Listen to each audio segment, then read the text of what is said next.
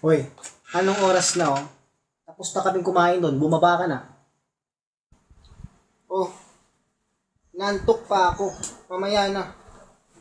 Ano ba kasing ulam? Lechon kawali. Ayaw mo? E di wag. Sige, bababa na. Lechon kawali pala eh. Naku, sarap lang ang ulam, hindi ko alam.